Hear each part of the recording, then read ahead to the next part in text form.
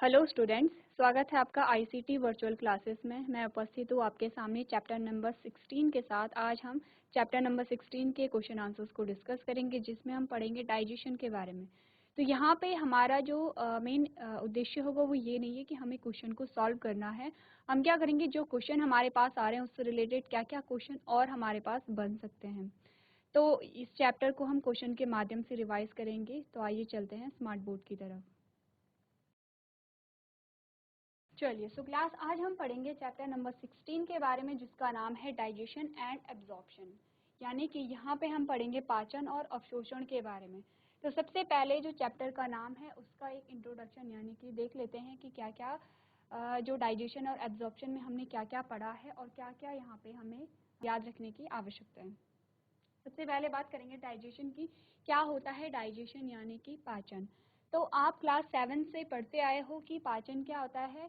Simple सी बात, हमने digestion की अगर बात करें तो डाइजेशन में हमने क्या पढ़ा, हमने कहा जो जटिल भोज्य पदार्थ हैं,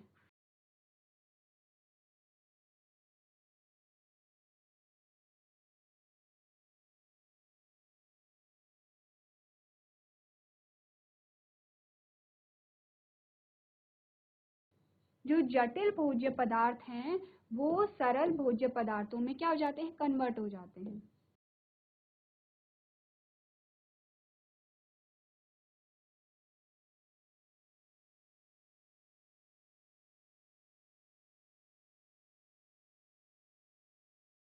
देखिए, अगर हम बात करें पाचन की, पाचन के अंतर्गत सिर्फ इतना हम पढ़ते हैं कि जो जटिल भोज्य पदार्थ हैं वो सरल भोज्य पदार्थ में परिवर्तित हो जाते हैं। जब हमने छोटी क्लासेस में पढ़ा था तो हमने सिंपल सी ये चीज पढ़ी थी कि जब हम भोजन ग्रहण करते हैं तो भोजन क्या होता है, जटिल अवस्था में होता है, कॉम्प्लेक्स स्टेट में होता है। उसके बाद हम क्या करते हैं, जो भोजन का पाचन है, भोजन के पाचन के क्रिया के दौरान क्या होता है, जो भोजन है वो सरल अवस्था में आ जाता है और फिर हमारी बॉडी के द्वारा अवशोषित हो जाता है। तो यहाँ पे कुछ क्या आते हैं, कुछ जो बेसिक सी बातें आपको ध्यान रखनी है। सबसे पहला तो यह है कि डाइजेशन क्या है। हमने कहा डाइजेशन वह प्रक्रिया है जिसके अंतर्गत जो जटिल भोज्य पदार्थ है वो सरल भोज्य पदार्थ में उनका वो परिवर्तित हो जाते हैं। सेकेंड बात आपके पास आती है कि जो डाइजेशन है, जो पाचन है, वो कहाँ से शुरू हो रहा है। हमने कहा वो मुख से शुरू हो रहे हैं। प्लस यहाँ पे क्या होती हैं, दो स्टेजेस होती हैं डाइजेशन की यानी कि पाचन की। तो पाचन में बेसिकली हम देख क्या रहे हैं, हमने कहा भोजन का क्या है, ब्रेक डाउन हो रहा है, जो भोज्य पदार्थ है वो टूट रहा है। अब जटिल भोज्य पदार्थ से क्या मतलब है, हमने क्या किया, हमें एक पूरा का पूरा एप्पल खाना है या हमें पूरी की पूरी एक रोटी खानी है, तो वो हमारे लिए क्या है, जटिल भोज्य पदार्थ है, जटिल अवस्था में है। अब हमें उस भोजन को ग्रहण करना है और हमारी बॉडी ने उस पाचित जो भोजन होगा उसे अवशोषित करना है, तो उसके लिए भोजन को सरल अवस्था में आना पड़ेगा सिंपली। तो हम क्या करेंगे, यहाँ पे जो एप्पल है, एप्पल को हम क्या करेंगे, पहले खाएंगे। तो एप्पल को जब हम खाते हैं तो ऐसा नहीं होता है कि हम पूरा का पूरा एप्पल एक ही बार में खा रहे हैं। तो हम क्या करेंगे, हम एप्पल को छोटे छोटे बाइट लेंगे और उसे चबाएंगे। उसके बाद हम ऐसे करके पूरा एप्पल हो गया या पूरी रोटी हो गई, ऐसे ही हम खाते हैं। तो हो क्या रहा है, फिजिकल ब्रेक डाउन हो रहे हैं, यानी जो भोज्य पदार्थ है फिजिकली वो छोटे छोटे पार्ट में डिवाइड हो रहे हैं। यहाँ तक की बात है। अब हमने कहा केमिकल ब्रेकडाउन, यानी कि फिजिकल ब्रेकडाउन में क्या किया हमने, हमने दांतों के द्वारा चबाया भोजन को और भोजन छोटे छोटे पीसेस में वहाँ पे परिवर्तित हो गया है, छोटे छोटे टुकड़ों में परिवर्तित हो गया है। अब केमिकल ब्रेकडाउन क्या आता है, केमिकल ब्रेकडाउन में हम देखेंगे अलग अलग प्रकार के कुछ केमिकल्स होंगे जो कि भोजन के साथ मिक्स होंगे और भोजन को और सरल रूप में परिवर्तित करेंगे। हमने देखा है कि भोजन का पाचन मुख से शुरू हो रहा है, तो मुख में भी कुछ पाचक रस होंगे, जैसे कि यहाँ पे क्या होता है, हमारी लार में कुछ एंजाइम्स होंगे। वहीं हमने आगे जाके हम बात करेंगे हमारे स्टमक में बहुत सारे क्या होते हैं, पाचक रस स्रावित होते हैं, वहाँ पे भी भोजन का पाचन होगा। उसके बाद स्मॉल इंटेस्टाइन में भी यहाँ पे भोजन का पाचन होगा। तो क्या हो रहा है, दो चीजें हमने पढ़ी, हमने कहा फिजिकल ब्रेकडाउन और केमिकल ब्रेकडाउन। तो फिजिकल ब्रेकडाउन में हमने क्या देखा, हमने कहा कि भोजन का जो हम देख रहे हैं, भोजन को हम छोटे छोटे पीसेस में परिवर्तित कर रहे हैं, हमने दांतों से उसे काटा चबाया, ये सारी प्रक्रियाएं किसके अंतर्गत आती हैं, फिजिकल ब्रेकडाउन के अंतर्गत। अब केमिकल ब्रेकडाउन के अंतर्गत आपने बहुत सारे एंजाइम्स पढ़े हैं, अलग अलग पार्ट में हमने देखा है कि किस पार्ट में किस चीज़ का पाचन हो रहा है। अब देखिए पाचन में क्या होगा, भोजन का पाचन हो रहा है। भोजन में क्या है, भोजन में हमारे अलग अलग पोषक तत्व हैं, यानी कि कार्बोहाइड्रेट, विटामिन, प्रोटीन, फैट, ये सारी ही चीज़ें, इनका वहाँ पे क्या होगा, पाचन होगा। तो हमने क्या देखा, हमने कहा कि हमारा जो मुख है, मुख में किसी चीज़ का पाचन हो रहा होगा। जैसे हमने कहा कार्बोहाइड्रेट का जो पाचन है वो मुख से शुरू हो रहा है। वही हमने कहा प्रोटीन का अगर पाचन है तो वो हमारे स्टमक यानी कि हमारे आमाशय से स्टार्ट हो रहा है। इस प्रकार से अब यहाँ पे क्या है, कुछ एंजाइम्स यहाँ पे कार्य कर रहे हैं और ये दोनों ही प्रक्रियाएं मिलकर वहाँ पे डाइजेशन का काम कंप्लीट करती हैं। यहाँ पे पाचन की प्रक्रिया पूरी होती है। तो उसके बाद हमारे पास सेकंड आता है एब्जॉर्प्शन यानी कि अवशोषण। अब अवशोषण क्या होता है, देखिए पहले तो क्या था कि जो भोजन था, हमने कहा उसका पाचन हो रहा है, पाचन में क्या हो रहा है, जटिल भोज्य पदार्थ सरल भोज्य पदार्थ में परिवर्तित हो रहे हैं। अब यहाँ पे जो पाचित भोजन होगा, ये जो पाचित भोजन है,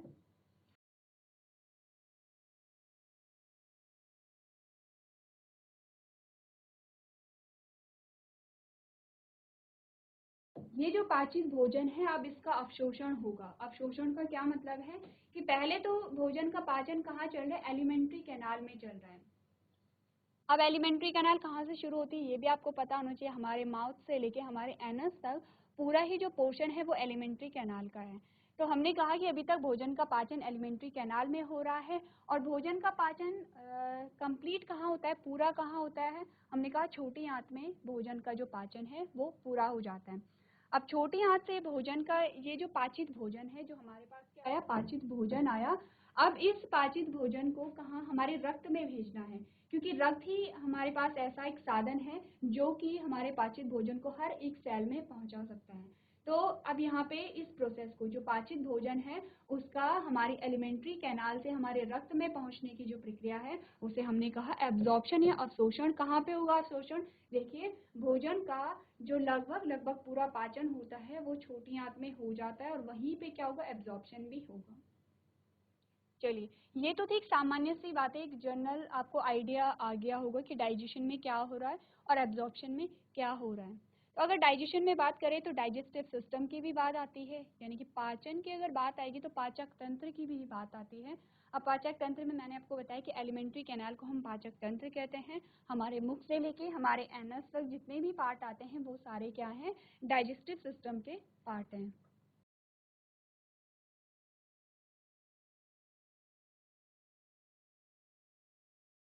चलिए अब स्टार्ट करते हैं यहाँ पे क्वेश्चंस। तो सबसे पहला जो क्वेश्चन हमारे पास आता है उसमें हमसे पूछा गया है choose the correct answer from the following. हमें सही उत्तर को यहाँ पे क्या करना है, चूज करना है। पहला जो ऑप्शन है हमारे पास क्वेश्चन आया है वो है गैस्ट्रिक जूस कंटेंट। जो गैस्ट्रिक जूस है उसमें क्या क्या होता है ये हमें बताना है। तो ऑप्शन में हमारे पास पैप्सिन, लाइपेज एंड रेनिन। दूसरा आया है ट्रिप्सिन, लाइपेज एंड रेनिन। तीसरा आया है ट्रिप्सिन, पैप्सिन एंड लाइपेज। और चौथा आया है ट्रिप्सिन, पैप्सिन एंड रेनिन।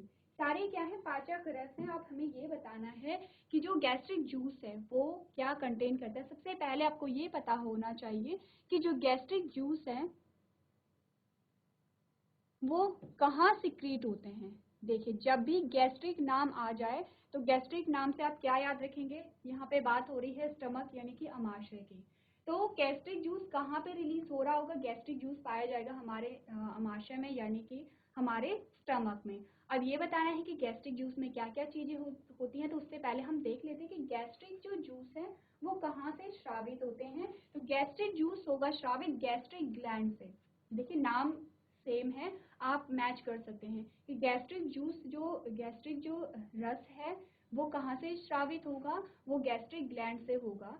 तो गैस्ट्रिक ग्लैंड कहाँ पे प्रेजेंट होंगी, ये हमारे पास आता है स्टमक का डायग्राम। ये हमारे पास स्टमक है। अब स्टमक में यहाँ पे कुछ इस प्रकार की संरचनाएं आपको देखने को मिलेंगी। तो ये क्या होती हैं, गैस्ट्रिक ग्लैंड होती हैं। अब अगर गैस्ट्रिक ग्लैंड को हमने बड़ा करके देखा फॉर एग्जाम्पल ये हमारे पास क्या है, गैस्ट्रिक ग्लैंड है, कुछ इस प्रकार से दिखाई देती है।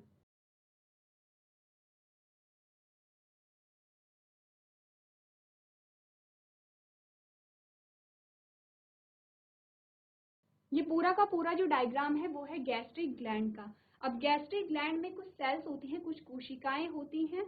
जो कोशिकाएं, पहले हम कोशिकाओं का नाम देखेंगे, अब हम देखेंगे ये जो कोशिकाएं हैं ये क्या क्या यहाँ पे स्रावित कर रही हैं। सबसे पहले यहाँ पे जो सेल होती हैं उसे हम कहते हैं म्यूकस नेक सेल।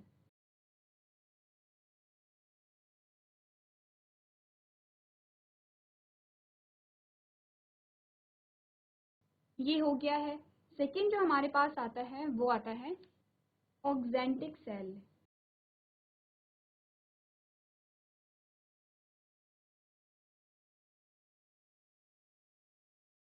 ऑक्जेंटिक सेल को हम पैरिटल सेल भी कहते हैं।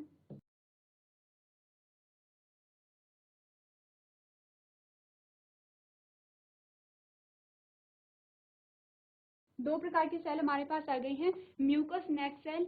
सेकेंड हमारे पास आता है ऑक्जेंटिक पैरिटल सेल। और तीसरा हमारे पास आता है यहाँ पे, वो है चीफ सेल और पैप्टिक सेल।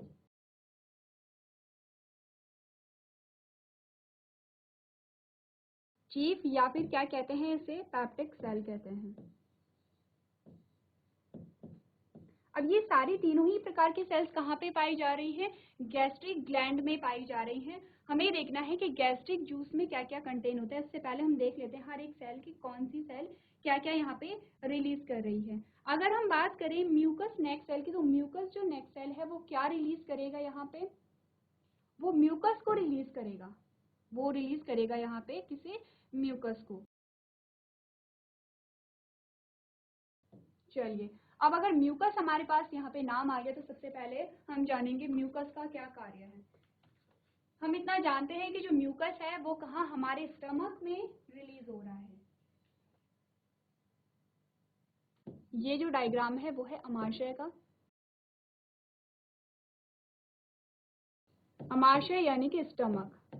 और यहाँ पे हम पढ़ रहे हैं किसके बारे में, हम देख रहे हैं कि जो स्टमक है, स्टमक में कौन कौन सी यहाँ पे ग्रंथियां पाई जाती हैं, जिसमें हम पढ़ रहे हैं किसके, गैस्ट्रिक ग्लैंड के बारे में। अब गैस्ट्रिक ग्लैंड के बारे में यही हमारा क्या होगा, आंसर होगा। हमने कहा गैस्ट्रिक ग्लैंड में 3 प्रकार की सेल्स होती हैं। सबसे पहले म्यूकस नेक सेल। म्यूकस नेक सेल क्या रिलीज कर रहा है, म्यूकस को रिलीज कर रहा है। अब आता है आपके पास क्वेश्चन कि म्यूकस क्या है, क्या कार्य है म्यूकस का। आपको ये पता होगा कि अमाशय में एक एसिड, एक अम्ल स्रावित होता है जिसे हम कहते हैं हाइड्रोक्लोरिक एसिड यानी कि HCl। HCl के बहुत सारे फंक्शन होते हैं, जैसे कि ये क्या करता है, यहाँ पे ये पेप्सिनोजन को एक्टिव करता है और पेप्सिन में कन्वर्ट करता है। दूसरा, हाइड्रोक्लोरिक एसिड का क्या कार्य है, ये जो हार्मफुल, जो हमारे लिए जो हार्मफुल बैक्टीरिया होते हैं, हानिकारक बैक्टीरिया होते हैं, उन्हें क्या करता है, मारता है, यानी कि हमें सुरक्षा प्रदान कर रहा है। तीसरी बात, ये क्या करता है, जो आयरन है यहाँ पे Fe3 से Fe2+ स्टेट में इसे कन्वर्ट करता है, क्योंकि जो Fe2+ स्टेट है आयरन की, वो बहुत जल्दी ही वो एब्जॉर्ब हो जाती है बॉडी में। तो ये सारे कार्य हैं किसके, हाइड्रोक्लोरिक एसिड के। प्लस यहाँ पे जो मीडियम है उसे एसिडिक बनाता है, अम्लीय बनाता है, क्योंकि अलग अलग आप देखोगे जब यहाँ पे पाचन हो रहा है तो मुख में pH कुछ और होगा, यहाँ पे जो स्टमक आएगा, अमाशय आएगा, वहाँ पे जो pH होगा वो कुछ और होगा, और स्मॉल इंटेस्टाइन में जो pH है वो कुछ और होगा। तो ये pH क्यों बदल रहा है, क्यों फ्लक्चुएट कर रहा है, ये इसलिए बदल रहा है ताकि यहाँ पे किस तरीके का जो इन्वायरमेंट है वो भोजन को चाहिए पाचन के लिए, उसके अकॉर्डिंग यहाँ पे जो है pH बदलता रहता है। तो जब यहाँ से क्या रिलीज हो रहा है, यहाँ पे HCl रिलीज हो रहा है, कहाँ पे, यहाँ पे। तो हमें पता है कि HCl क्या है, एक स्ट्रॉन्ग एसिड है। स्ट्रॉन्ग एसिड का क्या मतलब होता है, प्रबल अम्ल। क्या पढ़ा था प्रबल अम्लों के बारे में, हमने कहा था प्रबल अम्ल ऐसे अम्ल होते हैं कि जो बहुत स्ट्रॉन्ग होते हैं, और अगर हम उन्हें अगर हमने हाथ पे छेड़ा या फिर कुछ भी तो हमारे हाथ को जला सकते हैं, यानी कि इतने स्ट्रॉन्ग होते हैं, इतने प्रबल होते हैं कि हमें जला सकते हैं आसानी से। तो इसका मतलब ये हुआ कि अगर अमाशय में, स्टमक में हाइड्रोक्लोरिक एसिड सिक्रीट हो रहा है, स्रावित हो रहा है, तो ऐसा कैसे होता है कि ये हमारे अमाशय को नुकसान नहीं पहुंचाता है। तो ये इसलिए होता है क्योंकि यहाँ पे क्या होता है, म्यूकस रिलीज हो रहा है, और म्यूकस क्या करता है, हाइड्रोक्लोरिक एसिड के प्रभाव को क्या करता है, कम करता है। प्रभाव को कैसे कम करेगा, यहाँ पे क्या होगा, ये जो अमाशय की दीवारें हैं, यहाँ पे क्या होगा, हाइड्रोक्लोरिक एसिड रिलीज हो जाएगा। अब जब ये यहाँ पे क्या होगा, म्यूकस रिलीज होगा, तो ये म्यूकस क्या करता है, जो अमाशय की दीवारें हैं उन अमाशय की दीवारों पे म्यूकस लग जाता है, जिससे कि जो हाइड्रोक्लोरिक एसिड है वो अमाशय की दीवारों को नुकसान ना पहुंचा सके। तो ये बात क्लियर है आपको। म्यूकस का जो सबसे इम्पॉर्टेंट फंक्शन है वो ये है कि हाइड्रोक्लोरिक एसिड से अमाशय की दीवार को ये क्या करता है, सुरक्षित रखता है। कहाँ से सिक्रीट हो रहा है म्यूकस, ये हो रहा है म्यूकस नेक सेल से।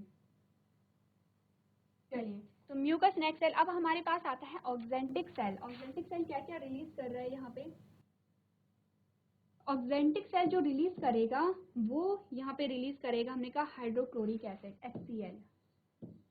तो कहाँ से रिलीज हो रहा है, ऑक्जेंटिक सेल से HCl रिलीज हो रहा है। और एक और चीज यहाँ पे हो रही थी, कैस्टल इंट्रिंसिक।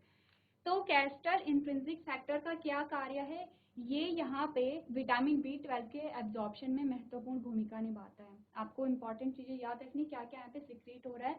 ऑक्जेंटिक सेल को हम पैरिटल सेल भी कहते हैं। हाइड्रोक्लोरिक एसिड यहाँ से स्रावित हो रहा है। हाइड्रोक्लोरिक एसिड के आपको फंक्शन बता दिए गए हैं। कैस्टल इंट्रिंसिक फैक्टर का भी आपको जो फंक्शन है वो बता दिया गया है। चलिए, अब बात आती है किसकी, यहाँ पे चीफ सेल की या पैप्टिक सेल की। तो क्या होता है, जो चीफ सेल है वही यहाँ पे गैस्ट्रिक जूस को रिलीज करता है। यहाँ पे जो चीफ सेल होगा यही क्या करेगा, यहाँ पे गैस्ट्रिक जूस को रिलीज करता है। तो क्या क्या होंगे यहाँ पे गैस्ट्रिक जूस, हमने यहाँ पे कहा रेनिन होगा, लाइपेज होगा, रेनिन है, सेकेंड हमने कहा लाइपेज है। इस प्रकार से हमने क्या देखा, हमने कहा चीफ सेल से क्या हो रहे हैं, चीफ सेल से गैस्ट्रिक जूस यहाँ पे सिक्रीट हो रहा है।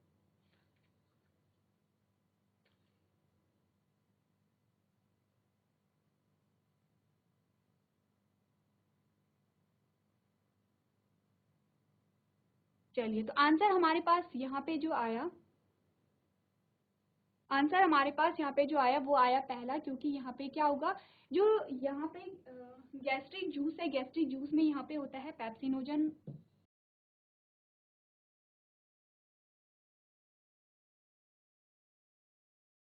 अब यही पेप्सिनोजन किस में कन्वर्ट होगा, पेप्सिन में होगा।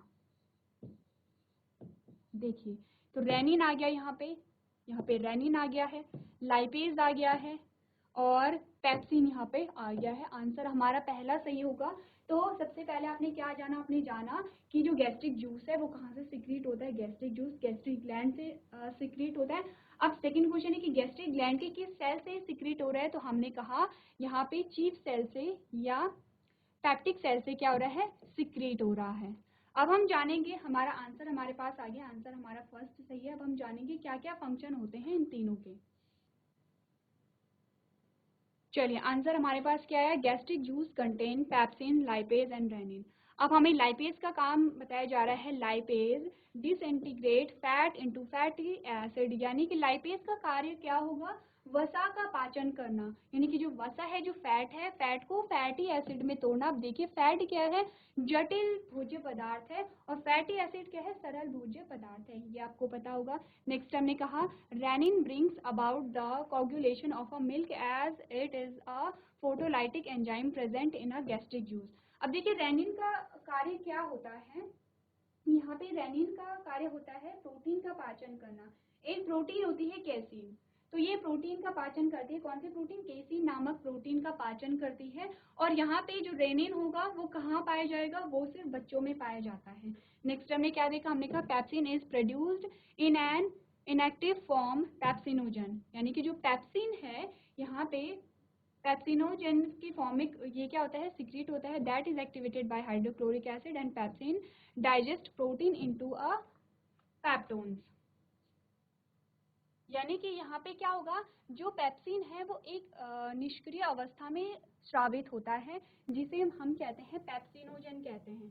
अब पेप्सिनोजन क्या है, निष्क्रिय अवस्था में है, यानी कि अभी ये कार्य कुछ नहीं करेगा। कार्य कब करेगा, जब यहाँ पे हाइड्रोक्लोरिक एसिड आके इस पेप्सिनोजन पे कार्य करेगा और इसे एक्टिव फॉर्म में यानी कि सक्रिय अवस्था में परिवर्तित कर देगा। तो क्वेश्चन आपके पास किस प्रकार से आ सकता है कि पेप्सिनोजन और पेप्सिन दोनों में बताइए कि एक्टिव और इनएक्टिव फॉर्म क्या है। आपने कहा पेप्सिनोजन इनएक्टिव फॉर्म है और पेप्सिन यहाँ पे क्या है, पेप्सिन यहाँ पे क्या है, एक्टिव फॉर्म है। सेकेंड, हमने कहा कि पेप्सिनोजन को पेप्सिन में कौन कन्वर्ट कर रहा है, हमने कहा हाइड्रोक्लोरिक एसिड कर रहा है। थर्ड क्वेश्चन आता है कि पेप्सिन का कार्य क्या है, पेप्सिन का कार्य है यहाँ पे प्रोटीन का डाइजेशन। अब देखिए डिफरेंस आ सकता है आप में दो चीज़ों में, किसमें, पेप्सिन और रेनिन में। हमने रेनिन में भी कहा है कि ये प्रोटीन का डाइजेशन कर रहा है और पेप्सिन में भी कहा है, लेकिन रेनिन की जब हमने बात की हमने कहा ये केसिन नाम के प्रोटीन का यहाँ पे डाइजेशन करता है। केसिन नामक जो प्रोटीन है वो दूध में पाया जाता है, इसीलिए क्या होता है जो रेनिन है वो सिर्फ बच्चों में पाया जाता है। और अगर बात करें पेप्सिन की, तो पेप्सिन जो हमारे भोज्य पदार्थ में जो प्रोटीन होती है उसका यहाँ पे पाचन करता है। तो इस प्रकार से आपने आंसर लिखा कि गैस्ट्रिक जूस में यहाँ पे क्या क्या चीज़ें होती हैं।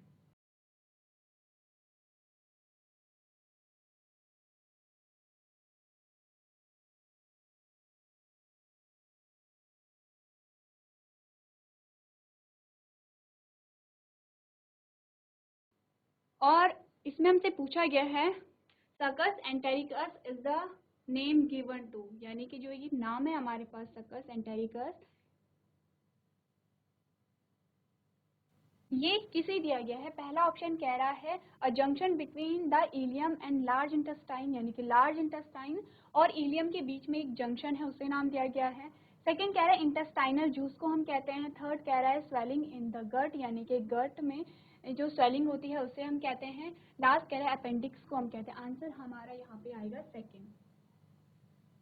सेकंड में क्या कह रहा है, किसे हम कह रहे हैं, हम कहते हैं इंटेस्टाइनल जूस को हम क्या कहते हैं यहाँ पे, सकस एंटेरिकस कहते हैं। तो हम पढ़ देते हैं succus entericus is the name given to intestinal juice. Intestinal juice is also known as a succus entericus which is produced by the intestinal gland. तो देखिए जिस प्रकार से हमने देखा कि स्टमक में गैस्ट्रिक ग्लैंड होती है, उसी प्रकार से इंटेस्टाइन में भी एक ग्लैंड होती है और वहाँ से क्या होता है, बहुत सारे पाचक रस स्रावित होते हैं। बहुत सारे की बात क्यों की जा रही है, क्योंकि जब हमने पढ़ा था माउथ में जो डाइजेशन हो रहा है यानी कि मुख में पाचन हो रहा है, तो हमने बात की थी कार्बोहाइड्रेट की। हमने कहा था कि स्टमक में अगर पाचन हो रहा है यानी कि अमाशय में पाचन हो रहा है, तो हमने बात की थी प्रोटीन की। अब अगर हम बात करें स्मॉल इंटेस्टाइन की, तो आप देखेंगे स्मॉल इंटेस्टाइन में सभी चीज़ों का पाचन हो रहा है। वहाँ पे कार्बोहाइड्रेट का भी हो रहा है, वहाँ पे फैट का भी हो रहा है, वहाँ पे प्रोटीन का भी हो रहा है। यानी कि हमने कहा कि स्मॉल इंटेस्टाइन में जो लगभग लगभग पूरा पाचन हो जाता है, तो थोड़ा थोड़ा करके पाचन हो रहा था। कार्बोहाइड्रेट का थोड़ा पाचन हुआ, प्रोटीन का थोड़ा पाचन हुआ, फैट का अब पाचन हो रहा है। तो यहाँ पे थोड़ा थोड़ा जो पाचन हुआ था पूर्ण रूप से कहाँ पे होगा, स्मॉल इंटेस्टाइन में होगा। तो नेक्स्ट हमने क्या देखा, हमने कहा क्या क्या होता है सक्कस एंटेरिकस में। हमने कहा सक्कस एंटेरिकस कंटेन और डिफरेंट एंजाइम्स, बहुत सारे एंजाइम्स होते हैं सच एज माल्टेज। अब जो माल्टेज होगा वो क्या करेगा, यहाँ पे माल्टोज का डाइजेशन करेगा। क्या है माल्टोज, एक कार्बोहाइड्रेट, एक सरल कार्बोहाइड्रेट हम जिसे कहेंगे।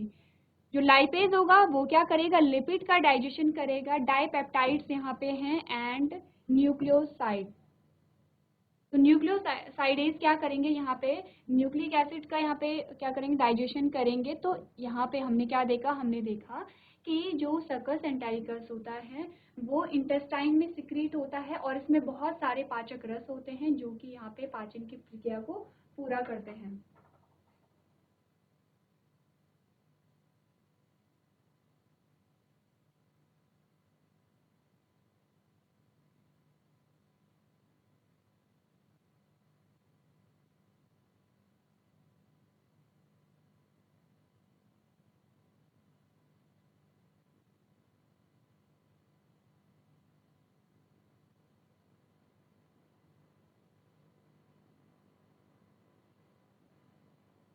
चलिए नेक्स्ट जो हमारे पास क्वेश्चन आता है, उसमें हमसे मिलान करने के लिए पूछा गया। तो सबसे पहले हमें कॉलम ए को कॉलम सेकंड से हमें मैच करना है।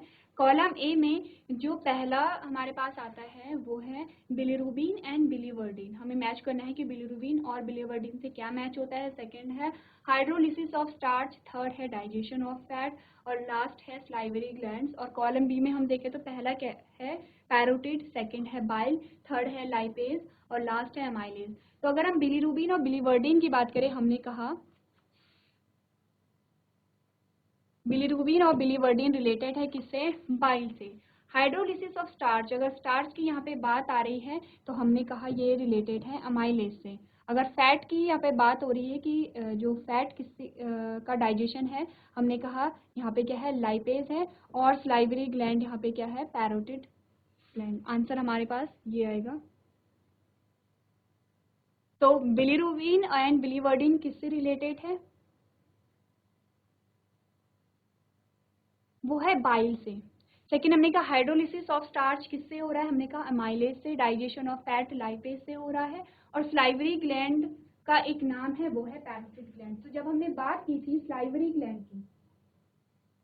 ग्लैंड की हमने बात की थी, तो एक ग्लैंड तो हमारे पास आ गई है पैरोटिड ग्लैंड। टोटल कितने ग्लैंड होते हैं हमारे पास, 3 ग्लैंड होते हैं। पैरोटिड ग्लैंड हो गई है, सेकंड को हम कहते हैं सबलिंगुअल और थर्ड को हम कहते हैं सबमैंडिबल। तो पहली तो हमारे पास पैरोटिड ग्लैंड आ गई है, सेकंड को हमने कहा सबलिंगुअल,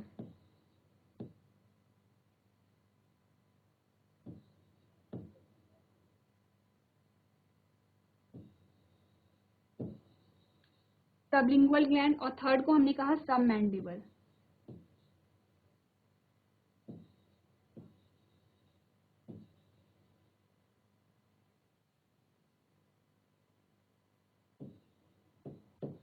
तो ये क्या हमारे पास 3 प्रकार के सलाइवरी ग्लैंड आते हैं। तीनों के नाम आपको याद रखनी क्योंकि हमारे पास आए हैं तीनों प्रकार की ग्लैंड। प्लस आपको पोजीशन भी पता होनी चाहिए। आपको पता है पैरोटिड ग्लैंड हमारे गाल में प्रेजेंट होती है, सबलिंगुअल ग्लैंड जो होती है वो हमारे टंग के नीचे प्रेजेंट होती है, और सबमैंडिबल जो ग्लैंड होती है जिसे हम सब मैक्सिलरी ग्लैंड भी कहते हैं वो लोअर जॉ में प्रेजेंट होती हैं। तीनों के नाम और तीनों की पोजीशन आपको याद रखनी है।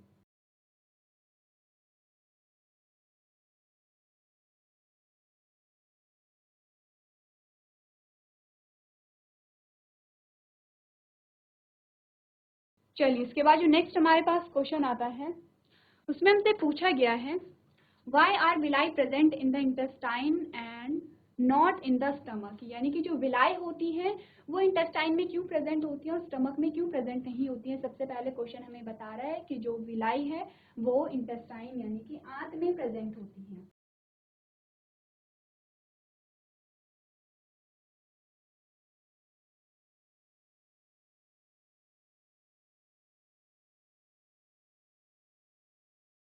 चलिए तो सबसे पहले हम देख लेते हैं, हम एक बारी विलाई का यहाँ पे डायग्राम बना लेते हैं।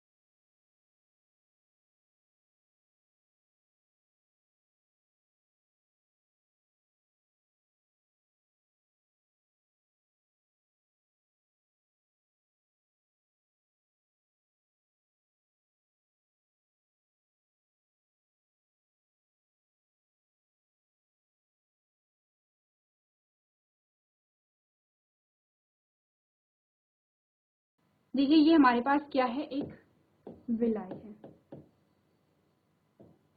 क्लियर है। उसके बाद ये जो हमारे पास आ रहा है ब्लू कलर में ये है ऑक्सीजनेटेड आर्टरी।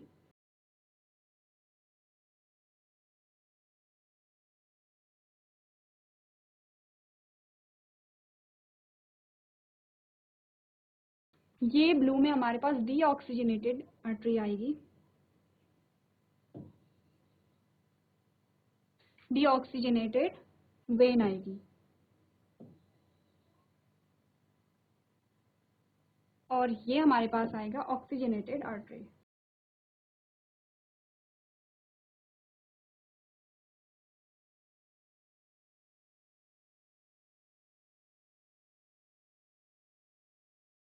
और ये जो बीच वाला पोर्शन है ये है लैक्टियल।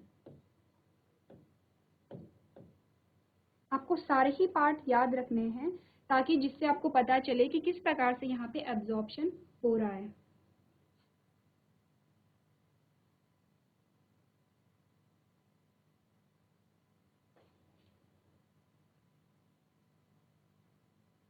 ठीक है, तो आपने क्या करना है, सबसे पहले आप ये जो डायग्राम है उसे देख के आएंगे कि जो विलाई का डायग्राम है क्या क्या पार्ट उसमें आते हैं।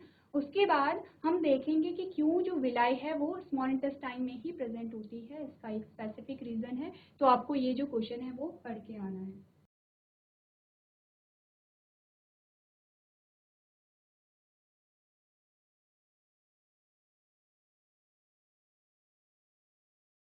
तो क्लास आज के सेशन में हम इतना ही करेंगे। अभी तक क्लास में बने रहने के लिए धन्यवाद।